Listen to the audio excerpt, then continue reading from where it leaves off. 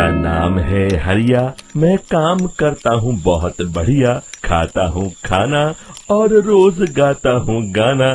अरे यार, आज तो बहुत देर हो गई। इस खतरनाक जंगल को देखकर तो मेरे हाथ पैर ठंडे हो गए हैं। अगर मैं वक्त पर गांव नहीं पहुंचा तो मालिक बहुत नाराज हो जाएंगे। तभी हरिया को एक आवाज सुनाई देती है। सुनिए हरु जी। अरे, ये आवाज किसने दी? तभी हरिया को सामने कुछ दूर एक औरत खड़ी दिखाई देती है। अरे भाई, ये औरत अकेली इतनी रात को इस जंगल में क्या कर रही है? चलकर पूछना पड़ेगा। फिर हरिया अपनी बैलगाड़ी उस औरत के सामने लाकर रोक देता है और उससे पूछता है।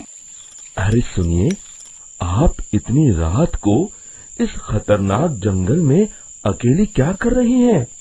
तभी वो औरत मीठी आवाज में कहती है।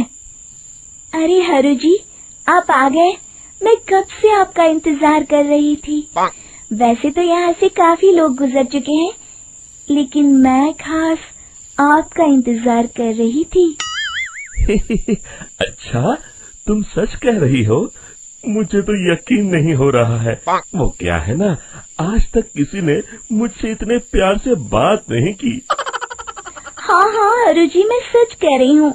अब देर मत करिए और जल्दी से मुझे मेरे घर तक छोड़ दीजिए। हाँ हाँ, कौन सी बड़ी बात है, अभी छोड़ देता हूँ। आप मेरे पीछे बैलगाड़ी में बैठ जाइए और मुझे रास्ता बताते चलिए।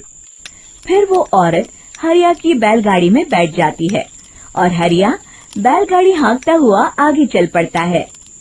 फिर उस औरत के बताए हुए रास्ते पर चलते चलते हरिया बैलगाड़ी लेकर एक काली गुफा के आगे आकर रुक जाता है। हरिया उस औरत से पूछता है। हाँ देवी जी, आपका घर कहाँ है? यहाँ तो एक गुफा के अलावा और कुछ नहीं है। तभी अचानक वो औरत हवा में उड़ने लगती है। देखते ही देखते उसका सुंदर रूप एक डरावनी चुड़ैल में बदल जाता है और वो जोर जोर से हंसती है। अरे तू तो एक नंबर का बेवकूफ निकला। तू तो बड़ी आसानी से मेरी बातों में आ गया। अरे मर गया रे, ये तो एक चुड़ैल है। हे भगवान बचा ले, ये तो बड़ी डरावनी दिखाई दे रही है। और फिर अगले ही पल हरिया की बैलगाड़ी में रखा सारा सामान हवा में उड़ता हुआ उस काली गुफा के अंदर चला जाता है और वो चुड़ैल भी उस गुफा के अंदर जाकर कहीं गायब हो जाती है।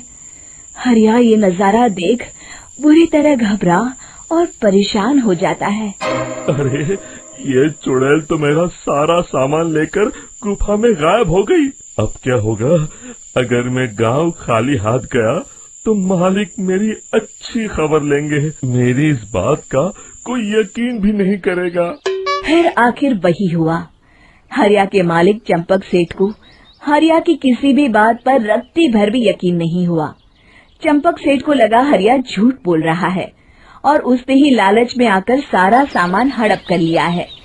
फिर हरिया को बेईमान समझकर चंपक सेठ उसे काम से निकाल देता है। अगले दिन अपनी दुकान में परेशान बैठा चंपक सेठ गुस्से में बड़बड़ाता है। अरे, दुकान में तो सामान बिल्कुल भी नहीं है। अब मुझे ही शहर जाकर सामान लाना होगा। फिर वो अपनी बैलगाड़ी लेकर शहर चला जाता है। शहर से सामान लेकर जब चंपक सेठ वापस गांव लौट रहा होता है, तभी उसे एक आवाज सुनाई देती है। चंपक जी, ओ चंपक जी। अरे, ये तो कोई मेरा नाम लेकर मुझे पुकार रहा है। फिर उस रास्ते में वही औरत खड़ी दिखाई देती है। फिर क्या था, हरिया की तरह चंपक सेठ भी उस औरत के पास अपनी बैलगाड़ी लेकर जाता है और वो भी उसकी चिकनी चुपड़ी बातों के मुंह जाल में फंस जाता है। फिर चुड़ैल उसे भी अपनी गुफा तक ले जाती है और उसका सारा सामान लेकर गुफा में गायब हो जाती है। बेचारा चंपक सेठ लाचार होकर खाली हाथ गांव लौट आता है। फिर ये उस जंगल में रोज की बात हो जाती है। जो कोई भी शहर से कुछ लेकर गांव की तरफ लौटता, वो चुड़ैल उसे बेवकूफ बनाकर उसका सारा सामान लेकर गुफा में गायब हो जाती। एक दिन हरिया एक लकड़हारे को उसी जंगल की तरफ जाते हुए देखता है। फिर हरिया उसे रोकते हुए कहता है, अरे भाई, क्यों अपनी मौत को दावत दे रहे हो? मेरी बात मानो, आगे जंगल में मत जाओ, वहाँ एक बड़ी भयानक चुड़ैल रहती है। लकड़हारा हरिया की बातों को नजरअंदाज करते हुए कहता है, अरे भाई, मुझे पहले ही बहुत देर हो चुकी है, मुझे जाने दो भाई। शाम तक लकड़ियाँ काट कर शहर के बाजार में बेचना है। तुम अपनी ये कहानी किसी फुर्सत में बैठे इंसान को सुनाओ, मैं तो चला। इतना कहकर लकड़हारा वहाँ से आगे जंगल की तरफ चला जाता है। फिर अगले दिन गांव के मुखिया के घर के बाहर बहुत सारे लोग जमा हो जाते हैं। तभी हाथ में कुल्हाड़ी लिए खड़ा लकड़हारा कहता है, अरे मुखिया जी, अब आप ही हमें बचाइए उस जंगल वाली चुड़ैल से। हमारा सारा काम तो शहर से ही होता है। अरे मुखिया जी, उस चुड़ैल की वजह से तो मैं पूरी तरह बर्बाद हो गया हूँ। हम सबको मिलकर उस चुड़ैल का कोई इलाज करना पड़ेगा। तभी भीड़ में खड़ा बीरा कहता है, आप लोग चिंता मत करिए, कल से वो चुड़ैल किसी को नहीं लूट पाएगी। मेरे पास एक बहुत अच्छी तरकीब है। तभी चंपक सेठ उसका मजाक उड़ाते हुए कहता है, अरे तेरा नाम वीरा है तो क्या हुआ? तूने अभी उस चुड़ैल को देखा नहीं है? जाकर अपना काम कर, बड़ा आया। तब मुखिया जी कहते हैं, नहीं नहीं चंपक सेठ, मुझे लगता है हमें इस लड़के को एक मौका देना चाहिए। फिर सभी गांव वाले मुखिया जी की बातों से सहमत हो जाते हैं और वीरा शाम को एक बैलगाड़ी में कुछ सामान लादकर उस जंगल की ओर चल देता है। वीरा, ओ वीरा, कहाँ जा रहा है? तभी वीरा मुड़ के देखता है, वही चुड़ैल एक औरत के रूप में खड़ी है। अरे बहन जी, मैं आपको ही ढूंढ रहा था। देखिए, मैं आपके लिए क्या लाया हूँ। अरे वाह, तो खुद मेरे लिए इतना सामान लाया है। तू ही अकेला गांव में समझदार है।